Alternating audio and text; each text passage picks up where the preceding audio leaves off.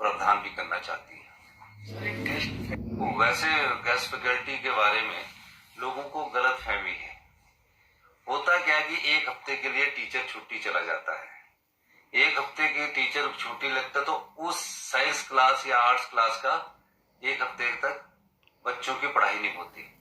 जब मैंने ये पाया कि क्वालिटी एजुकेशन में हिमाचल 18वें स्थान पर पहुंच गया है, तो उसके पीछे मूलभूत कारण क्या है।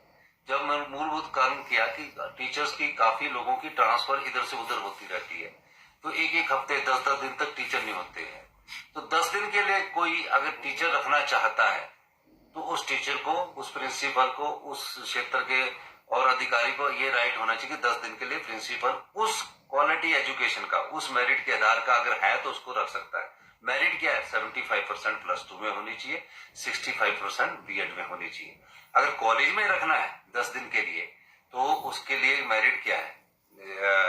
वो नेट सेट क्वालिफाई होना चाहिए, जेआरएफ क्वालिफाई होना चाहिए।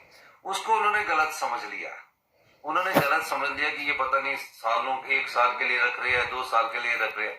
ये पीरियड बेस अवली हम पॉलिसी लाए। कंफ्यूजन कहीं से हुआ तो मैंने उनको बोला कि अभी ये जो पीरियड बेस अवली पॉलिसी है इसको अभी रोक दिया जाए, और मेरे से चर्चा करने के बाद और जब एजुकेशन मिनिस्टर आ जाएंगे उसके बाद ही इसको हम आगे अमली जामा पहनाएंगे।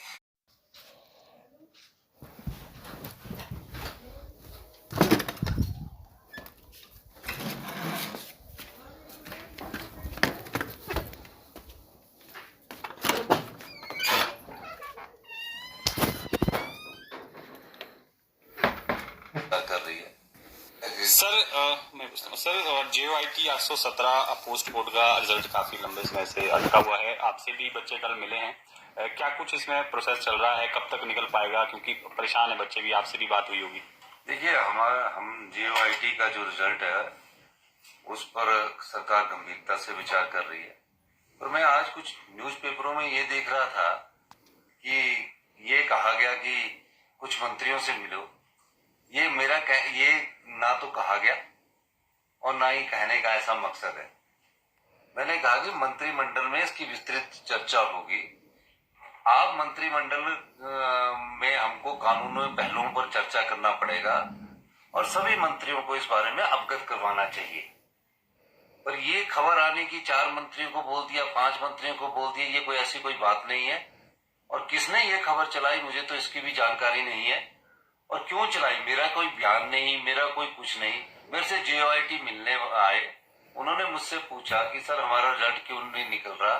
तो हमने बोला कि हम सुप्रीम कोर्ट से जीते हैं और हम मंत्रिमंडल में इसकी चर्चा करेंगे और चर्चा करने के बाद इसको रिजल्ट को निकालेंगे। पर चर्चा, मंत्रिमंडल में चर्चा करने से पहले कानूनी पहलुओं पर विचार विमर्श किया जाएगा और कानूनी पहलुओं को समझने की जरूरत है हमें। और तो उन्होंने कहा कि आप चीफ मिनिस्टर आप खुद कर सकते हैं। तो मैंने उस बात का जवाब दिया कि चीफ मिनिस्टर का मतलब ये नहीं है कि उस मंत्रिमंडल के उस सदस्यों को प्रभावित करे। चीफ मिनिस्टर का कार्य होता है मंत्रिमंडल के सभी सदस्यों से सहमति बनाकर कार्य करना। मंत्रिमंडल का कार्य इसलिए बनता है। तो उनको मैंने बोला कि आप तो उन्होंने हमको पूछा कि हमें सभी मंत्रियों को मिलना चाहिए। तो मैंने कहा कि सब आप मिलो, वो आपका अधिकार है। लेकिन अभी मंत्रिमंडल में जब चर्चा हुई तो उसके कानूनी पहलुओं पर हम विचार कर रहे हैं और कानूनी पहलुओं से जैसे ही हमें पॉजिटिव आंसर आएगा हम उनका रिजल्ट निकालेंगे। सर, एक कार्यक्रम भी जिस तरह से आजकल